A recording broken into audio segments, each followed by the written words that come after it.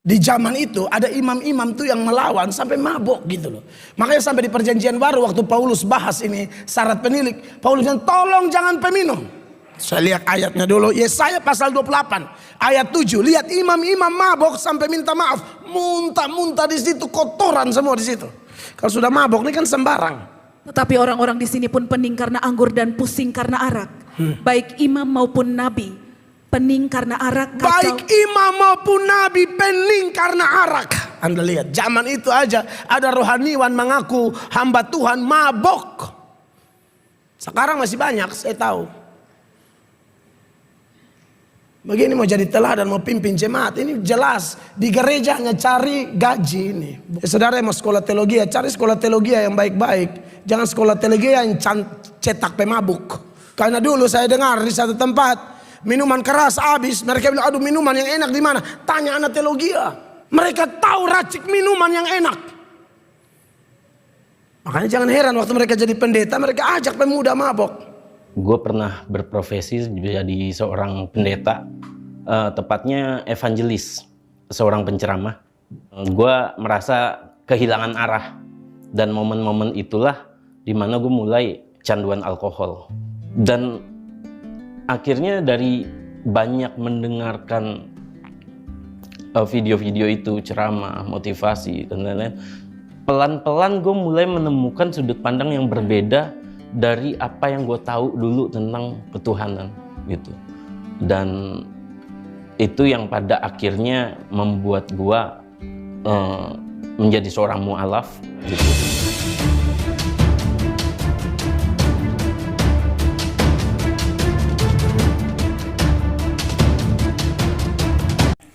Assalamualaikum warahmatullahi wabarakatuh, sahabat beriman. Berjumpa kembali di Bintang Mu'alaf Channel. Mudah-mudahan kita semua selalu sehat walafiat di dalam lindungan Allah Subhanahu wa Ta'ala, dideraskan rezekinya dan dimudahkan segala urusannya. Sahabat, kesempatan kali ini masih kita akan reaction sebuah video yang sangat menggemparkan dari Pendeta Mel Atok, yang ketika itu di dalam kontennya beliau ini membahas tentang pendeta pemabuk. Nah, ini sangat menarik sekali pembahasan dari Pendeta Mel Atok ini, dan melalui video ini pula kita akan mengetahui bahwasanya ternyata di dalam internal kekristenan tersebut fenomena mabuk-mabukan itu sudah menjadi hal yang biasa. Seperti itu sahabat-sahabat ya. Dan nanti kita akan tampilkan sebuah kesaksian ataupun sebuah perjalanan hidup dari seorang komika yang bernama Sudit E. Sofyanuri, atau yang lebih kita kenal dengan panggilan Didit, yang mana dulu komika tersebut adalah seorang pendeta atau evangelis, dan dunianya ketika itu dilalui dengan mabuk-mabukan, dengan alkohol.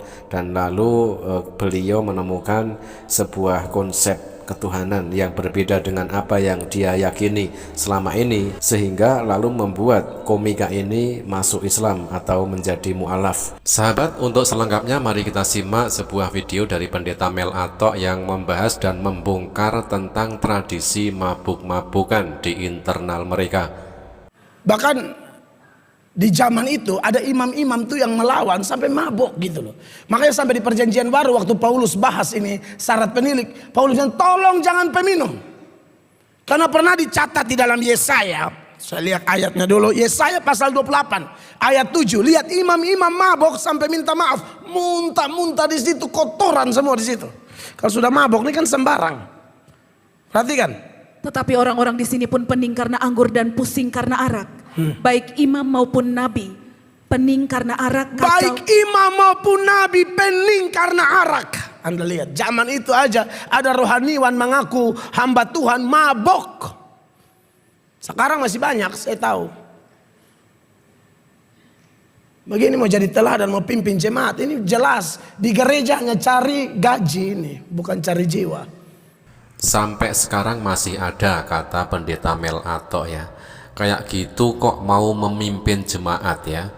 Di gereja tidak mencari jiwa tetapi hanya mencari gaji. Nah, itulah sahabat kelakuan dari para pendeta yang hobi mabuk-mabukan, dibongkar habis oleh Pendeta Mel Atok. Masalah haramnya minuman keras atau anggur tertulis di dalam kitab Taurat atau Imamat 10 nomor 8 sampai 11. Tuhan berfirman kepada Harun, "Janganlah engkau minum anggur atau minuman keras, engkau serta anak-anakmu, bila kamu masuk ke dalam kemah pertemuan, supaya jangan kamu mati. Itulah suatu ketetapan untuk selamanya bagi kamu turun-temurun. Haruslah kamu dapat membedakan antara yang kudus dengan yang tidak kudus, antara yang najis dengan yang tidak najis, dan haruslah kamu dapat mengajarkan kepada orang Israel segala ketetapan yang telah difirmankan Tuhan kepada mereka dengan perantaraan Musa." Kalau ada hamba Tuhan ini cari gaji nih, tidak cocok jadi pendeta nih sebenarnya. Ya, saudara yang mau sekolah teologi, cari sekolah teologi yang baik-baik. Jangan sekolah teologi yang cetak pemabuk. Karena dulu saya dengar di satu tempat, minuman keras habis. Mereka bilang, aduh minuman yang enak di mana? Tanya anak teologi. Mereka tahu racik minuman yang enak.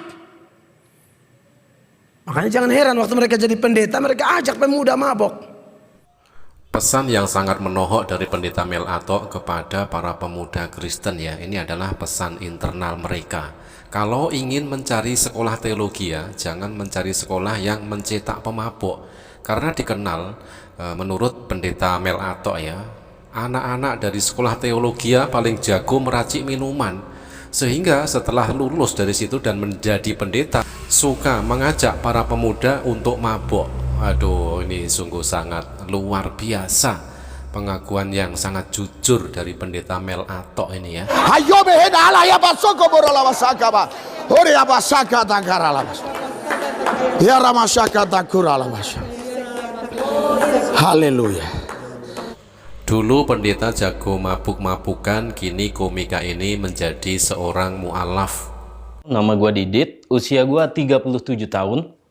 Dan gue seorang spiritualis yang berkedok stand up comedian. Gue pernah berprofesi jadi seorang pendeta, tepatnya evangelis, seorang penceramah. Dan ada masa-masa di mana apa yang gue lakukan itu, apa yang gue kerjakan udah nggak sesuai lagi sama apa yang ada di hati gue. Dan itu sempat membuat gue kecewa. Mungkin karena usia muda gue ya, bukan kecewa karena salah orang lain, tapi memang pola pikir gue saat itu. Komika Sudit Sofianuri atau yang akrab disapa Didit menceritakan masa kelamnya sebelum pindah agama dan menjadi seorang mu'alaf. Ia ternyata dahulu seorang pendeta sekaligus penceramah yang taat. Namun dirinya sempat terjerumus kecanduan miras dan kerap kali mabuk-mabukan. Mengapa akhirnya ia berujung mantap memilih mu'alaf? Sudit Sofianuri kini berprofesi sebagai seorang komika dan juga merupakan seorang spiritualis. Ia mengatakan pada awalnya dirinya adalah memiliki profesi sebagai seorang pendeta yang aktif berceramah. Flashback ke belakang bermula dari profesi sebagai seorang pendeta, lebih tepatnya seorang evangelis atau penceramah. Ada masa-masa di mana apa yang gua kerjakan nggak sesuai sama hati gua dan gua kecewa, begitu jelas dari Mas Didit. Dan setelah gua berhenti dari profesi gua saat itu, gua merasa kehilangan arah. Dan momen-momen itulah dimana gue mulai canduan alkohol dalam jangka panjang, yang akhirnya berakibat sampai syaraf mata gue rusak. Makanya sekarang mata gue nih rabun karena syaraf matanya kebakar gara-gara saat tubuh gue penuh dengan alkohol. Pagi hari gue olahraga sama anak gue lari-larian, jadi jantung yang memompa darah naik ke syaraf otak sehingga bakar syaraf mata gue. Mulai saat syaraf gue rusak, gue mulai percaya apa jangan-jangan Tuhan ada, yang tadinya gue udah yakin gak ada gitu. Dan akhirnya dari banyak mendengarkan video-video itu, ceramah, motivasi dan lain-lain, pelan-pelan gue mulai menemukan sudut pandang yang berbeda dari apa yang gue tahu dulu tentang ketuhanan gitu. Dan itu yang pada akhirnya membuat gue menjadi seorang mu'alaf gitu. Pria yang akrab dipanggil Didit itu menceritakan bahwa dirinya skeptis dan kecewa dengan ajaran agama yang ia yakini sebelumnya. Didit pun hilang arah dan mulai kecanduan alkohol dalam jangka panjang. Memutuskan berhenti dari profesi pendeta, Didit akhirnya memutuskan untuk menjadi wirausahawan dan menjalankan bisnis kecil-kecilan.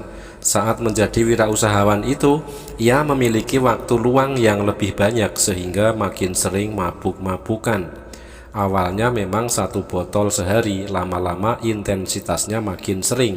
Tadinya cuma untuk mengisi waktu luang, akhirnya makin lama makin sering, begitu ujar Mas Didit.